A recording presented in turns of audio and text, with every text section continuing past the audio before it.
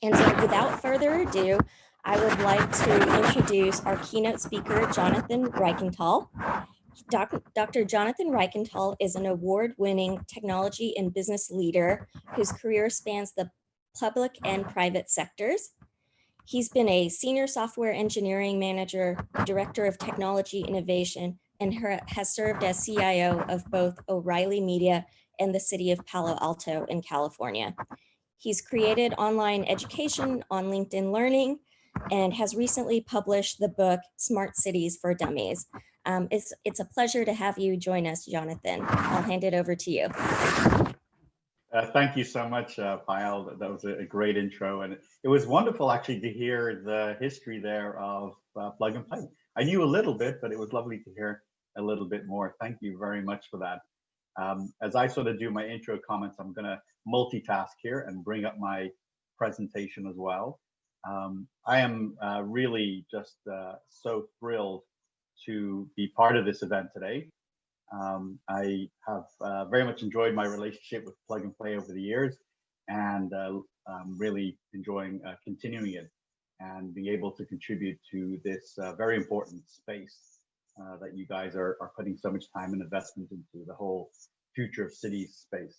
So I have a little bit of time today just to talk about where we're at and where we're headed a little bit with our cities. I love the title today was a provocative title, Our City's Over, and what's the next wave for it. And so I want to just open with some brief comments on it. Certainly, we are living through a period of uncertainty. We were entering a period of uncertainty prior to the COVID-19 pandemic, but COVID has now just even accelerated all of our concerns and all the elements of disruption in a way that is actually quite unpredictable where we're headed. But the sort of extreme behavior that we're seeing right now, whether it's people moving out of cities or moving to different cities, my belief is this is a very unique period, and we do move into an era of stability again. When that is exactly, well, that is not the multi-billion-dollar question. But the trend that we have seen over the last 100 years, the significant uptick in urbanization, in my view and my research, is going to continue, and our future will firmly belong to cities. Just prior to the pandemic, our cities were growing by about 3 million people per week. Somewhere in the world, people were moving in to urban centers at a rate of about 3 million people per week. And our growth is phenomenal. We build the infrastructure equivalent to New York City, Manhattan specifically. We build that amount of infrastructure around the world every month. And we will do that for the next 40 years. So as we kind of go through the century, we'll go from where we're at right now, which is about 58% of the world lives in a city, up to about 70% by mid-century, and even higher as we progress through the end of the 21st century. So I firmly believe that our future belongs to cities. And the question really is, how do we prepare? How do we build better cities? How do we retrofit our existing cities to enable more people to have a better quality of life? Now, just to make this really relevant and timely, Frost & Sullivan, a leading consulting firm, published a new report on their projections for disruption and change over the next 5 to 10 years.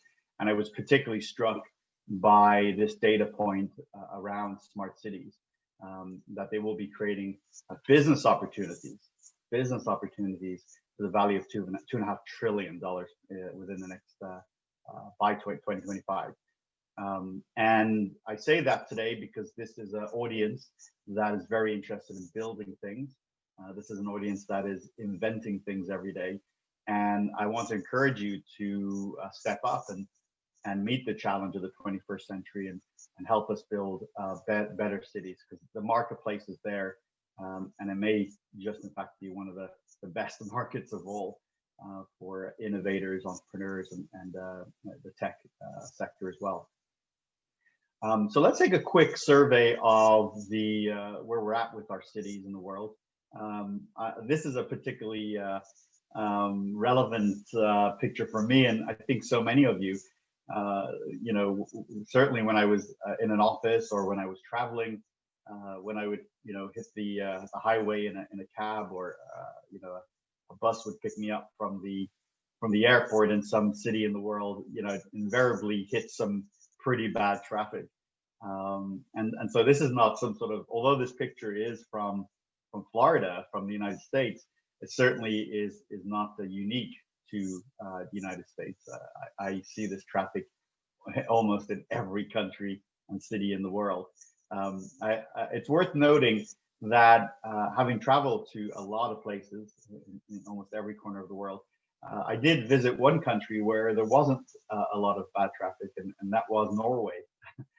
So kudos to them. But they certainly have an interest in growing their economy, and I hope they'll try to make the right series of choices that perhaps other cities didn't when they had uncontrolled growth.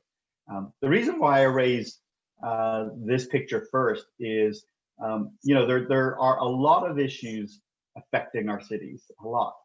And you could say, you know, if you went to Paris or San Jose or Melbourne on Australia, you know, the city hall leaders will give you a long list of challenges they deal with. And they're often, and they should be, a reflection of their needs, the reflection of what's important to them. But I also like to look at and observe consistencies around the world. And transportation in the broadest sense is a major challenge to our cities and our world. So it's one of those things that traverses culture and is challenging for every one of us. We suffer from things like significant congestion, and then if you think of every one of these cars spewing carbon into the atmosphere, it's a significant contributor towards the climate emergency. Cars also hurt a lot of people. They kill 1.5 million humans a year, you know, and cause tens of millions of injuries. So, you know, they've been incredibly valuable to progress and building the modern world in which we live. But today, they certainly have a lot of significant issues. We'll come back to that. This sort of abundant lifestyle that we've created for ourselves in cities around the world comes at a price, you know, the price of industry. And, you know, the World Health Organization will maintain that around 2 million people die directly or indirectly because of chemicals in the air, because of poor air. And of course, it's our cities that are generating a lot of commerce and a lot of activity that necessitates all this production. So air quality continues to be a great challenge around the world, driven by the needs of our cities. There's a lot of byproducts in all of this, right? You know, we love our consumer products so much, and if you buy a product in a store today, you know, it comes in several layers of packaging, which I believe we need to sort out. It's not that necessary, but it's created this vast amount of waste. And the waste, unfortunately, unless it's biodegradable, once we create it, we got to get rid of it. And we're getting better at it, but we have a long ways to go. We've created a patch of plastic, the great plastic heap in the center of the Pacific that's about the size of France. You know, this it swirls around in this gyre in the center of the pristine, beautiful Pacific. And it's got these little beads of plastic which the fish eat, and then unfortunately we eat the fish. We have to solve this problem. And you know, whilst our cities are often called the greatest human invention, and they are very successful. They've brought more people out of extreme poverty than any other thing that humans have created. Just between 2008 and 2015, about 200 million people in India were lifted out of extreme poverty. But if we look at cities around the world, they are not inclusive today. There is not equality in our cities. This is a very sad story, and I think as innovators and entrepreneurs, we need to work to help more people participate and succeed in our cities. And the most existential of all the risks and issues is the future of our planet. If you believe the scientific consensus, the temperature of the Earth on average is increasing. It's already increased about 1 degree Celsius, and we're headed, unfortunately, rapidly towards a 2 degree Celsius, which becomes the beginning of an existential threat. We have largely created this climate emergency because of our cities and in our cities. And the answer is to solve it within cities. So we have the ability to manage this issue. We're not sure if we can reverse it anymore, but we can certainly slow it down and mitigate the consequences of this climate emergency. So let's make this, let's get this down to the ground level and talk about some more practical things, stuff where you can make a difference. This picture, yes, it's San Francisco. Many of you know it, and it's the driver's motor vehicle, the DMV center, where you get your new driver's license, or you have to change an address or something. This is very much the classic view of government in the world, especially local government. You know, it's not a great use of your day. A lot of people, you know, get up every day and they have to do some work with the city. It could be getting a driver's license, or requesting a birth certificate, or maybe getting a permit for some work. And this is how they think of it, and nobody necessarily looks forward to it. It isn't perhaps the best experience in the world. What people really want is a digital experience. They want the same experience that they're getting in the private sector in so many areas these days. So what we need to do is work together to transition this analog world, which is often unnecessary, to this digital world. This is a big part of the next wave of smart cities that this talk is all about. Digital transformation, a term that you're all getting very familiar with, has come to the private sector in a very big way, and we're seeing traditional services being reinvented every single day. But it's been slow to come to cities and to government. But the time is right. The time is right. We can transition and create a better experience for our constituents by engaging in deep digitalization across our communities. And by the way, this is where a lot of the opportunity lies. A lot of that $2.5 trillion of opportunity by 2025 and beyond. What we are seeing as we look across the world, as we look at great cities like Helsinki and countries like Estonia, Melbourne, Australia, and a few cities here in the US trying to do the right thing, is a push towards this digital infrastructure that really is the platform for success, and how we are going to connect everything and connect our cities. What's required for that, of course, is the foundation of high-speed internet. And if anything, this pandemic has reminded us how important internet connectivity has become to our cities, our world, and every one of us. We're having this event today because of the magic of the internet. Overall, the infrastructure that we have globally has been reasonably taxed, but you know, staying stable. But it's become clear that we need to further stabilize it. We need to bring it to more homes. You know, the capital of Silicon Valley, San Jose, here in the United States, has fantastic internet, but there are still parts of the city where people don't have access, and parts of the city where people have dial-up. And the mayor and the teams of the city of San Jose have an aggressive project to take care of that, to roll out high-speed internet to everybody eventually, and to do it in a competitive and fair way. And we see that kind of effort now accelerated. We see it accelerated because of the onset of this unfortunate virus. What was going to take place potentially over 10 years will now happen months, and at worst in just a year or two. Sometimes you need a little kick like that to get things going. Unfortunately, I would have preferred, I think you would have too, that it wasn't a disastrous pandemic. Working in the smart city space, as I do every day, I love it because it is so diverse. It is so diverse.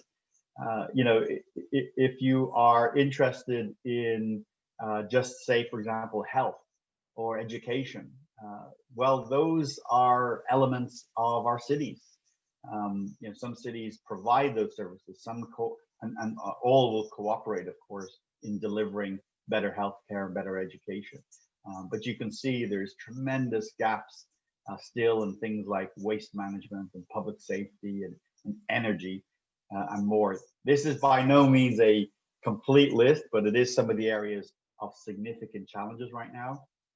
If you look across the entire domain of smart city or just pure city challenges, there are a lot of gaps. And I can say that confidently because as someone who worked in government and was a chief information officer, chief technology officer for a city, I sat on the other side of the table and I was a buyer.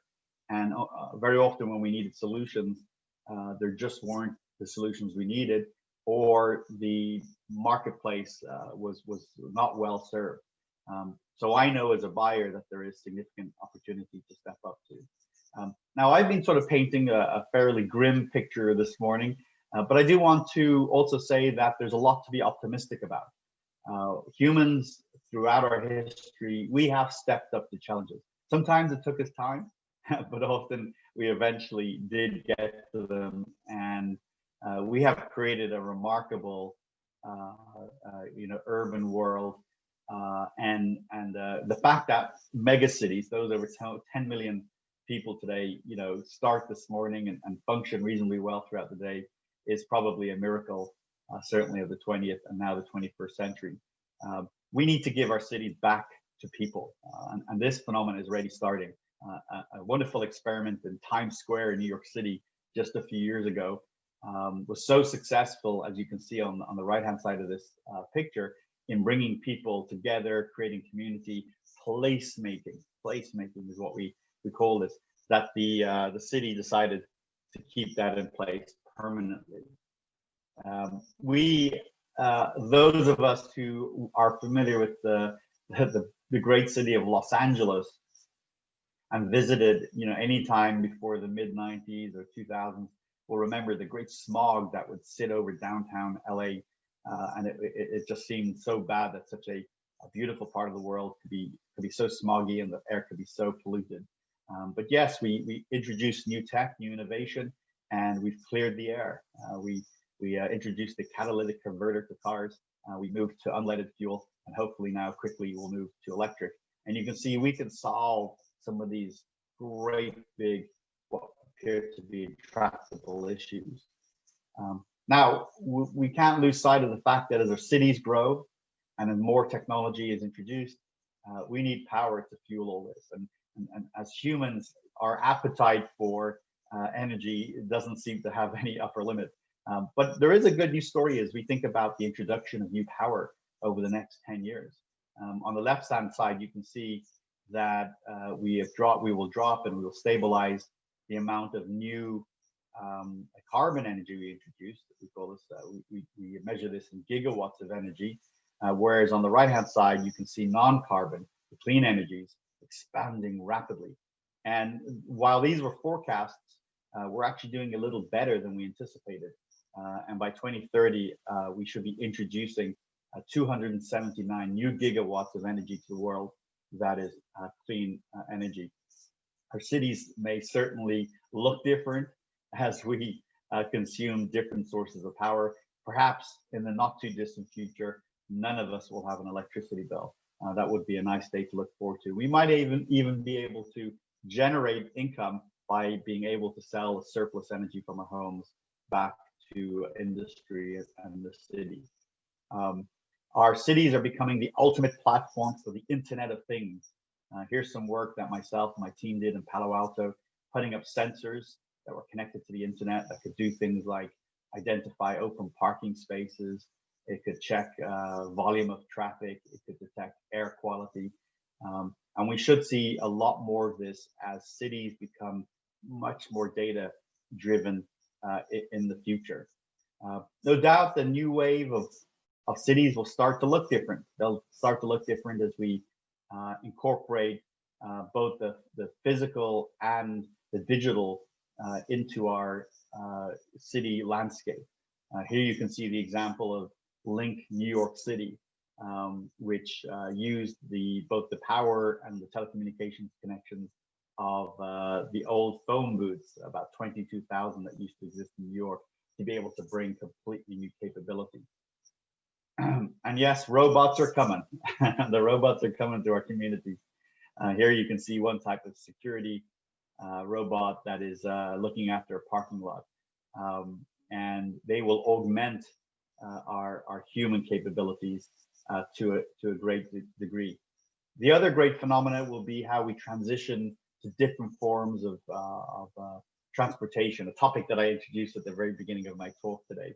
One of those areas will be drones. The drones are coming in big ways, not only the flying drones, but the terrestrial drones. And there's going to be an incredible market for not only drone services and the development of drones, but the whole ecosystem that will develop around drones. We will move to a world of self-driving vehicles. I believe this to be now a certain destiny. Some may argue, and that's good, we should have a healthy debate on it, but it looks, based on the evidence, that we're headed towards a future of autonomous vehicles. In of themselves, they change the nature of our cities. Do we need traffic signals and stop signs and lanes and a grid system if you have self-driving cars? Do we even need parking lots, multi-story parking lots and parking spaces?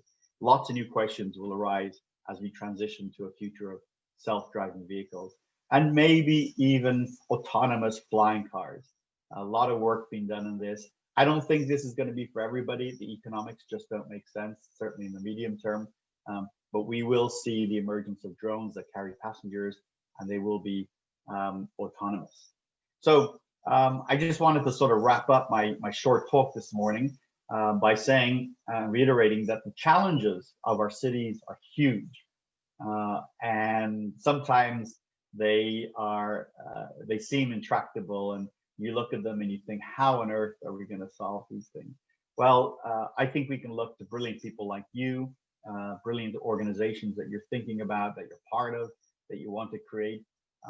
We have done well in the past. We have stepped up. Humans can step up and solve these problems, provided we identify the issues and we decide to do that. We have to decide to be solution makers and go after creating a better future. And I ask every audience, almost every time I speak, whether you are ready to help build the cities of the future. And I just want to wrap up with a little bit of a promo here. As Payal mentioned in her introduction, I was so privileged to have the opportunity to write a book on this. Wiley and Co., the educational booksellers, approached me and said, hey, would you like to write a book? And then finally we decided we would write it in the dummies category. This is not a book for dummies. This is a book for everyone.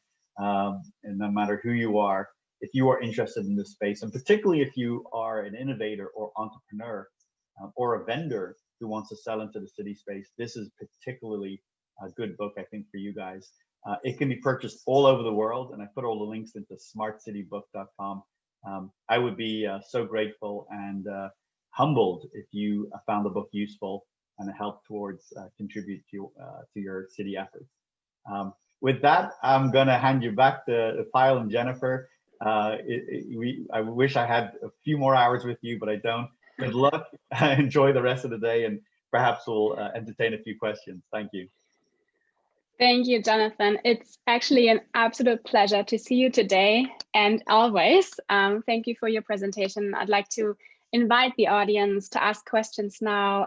And while we wait for some of the questions in the Q&A box to come in, I want to start with a question myself. Okay. It's been a while. 2013, you were recognized as one of the 25 doers, dreamers, and drivers in government in America. This is maybe a bit of a fast stretch, but what do you do, dream of, and drive these days? Oh, I dream and have the big thoughts all the time. You know, technology isn't really the limitation anymore. This is one of the things I've observed about as we enter the third, the third decade of the 21st century. The tech is moving fast. You know, AI is coming. Very rapidly. Big data, virtual realities, quantum computing is around the corner. We're pushing the envelope on tech, but where we need to see some advances, and what I like to dream of is more city leaders becoming educated on these topics, being more open to taking risk, to going after bolder solutions, and cutting through some of that bureaucracy, making it easier for the startups to sell into government. So I think we need to work also on the human side. We need to make sure that we match this amazing tech that's happening faster than we can imagine. We need to match that with our human capacity to absorb it and actually to act on it. That's sort of the practical answer.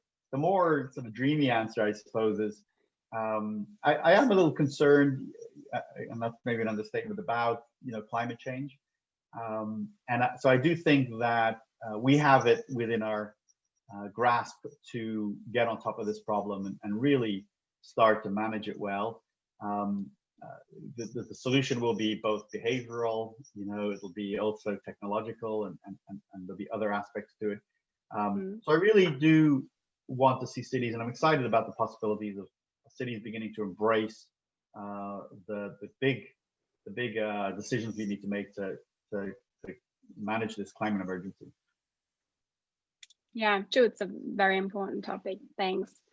So I see the first questions coming in, so I'd like to actually bring them to you. So there's a question around, what is your view on building smart cities in emerging countries? And I happen to know that you actually get to travel a lot, like outside of pandemic, and you know a lot about this. So maybe you can share your view on that.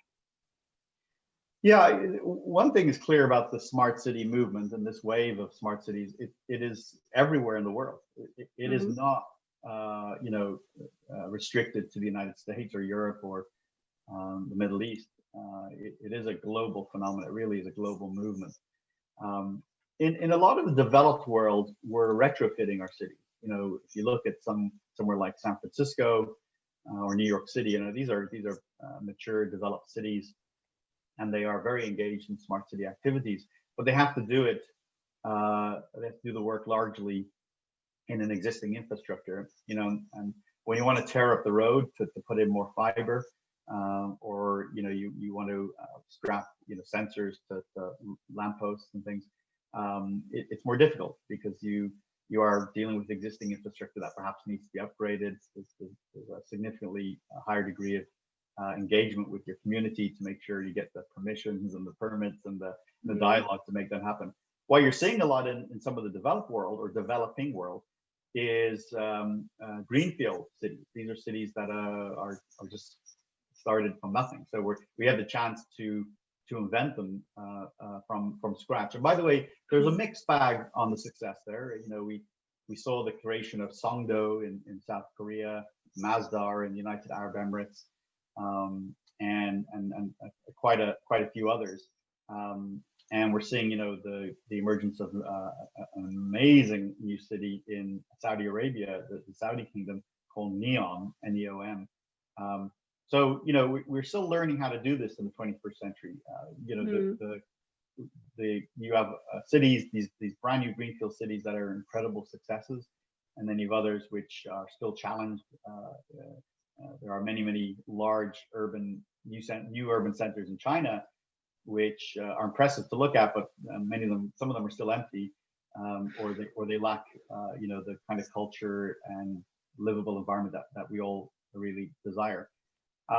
Maybe quick. One of the sources of the question is, how do you pay for it in a developing country? How do you pay for some of this work that has to be done in existing cities? And of course, some of this does come down to available investment. But I would say that don't just think of smart cities through the lens of like buying and building things. Smart cities is also about using what we have. It's about using the amazing data that we have to make better decisions, to inform people. It's about people acting differently, recycling, or making decisions with their pocketbook around what they buy, and it's about voting. Voting is something we can do to make our city smarter. So the last point I would make is it's also about, for example, planting trees and parks and expanding our parks. So there are many different elements, and it's worth noting there are ways to finance these things. There's creative procurement through partnerships with the private sector, with NGOs and with academia. So I haven't seen in my research, and I've written about this in the book, that some of these things are limitations. They're just maybe mental limitations. We can actually overcome them. I mean, and you mentioned that it's ultimately about the quality of life of the citizens, but it also pays off. I mean, you are drawing talent, you're drawing people to live in the cities and make use of these services. Then ultimately this will have an economic upturn as well. You kind of answered another question already that came in, which is, which of the cities do you think are doing well model smart cities? You mentioned Neom. Is there any other city like you would say is outstanding that we should all take a look at and copy a bit from?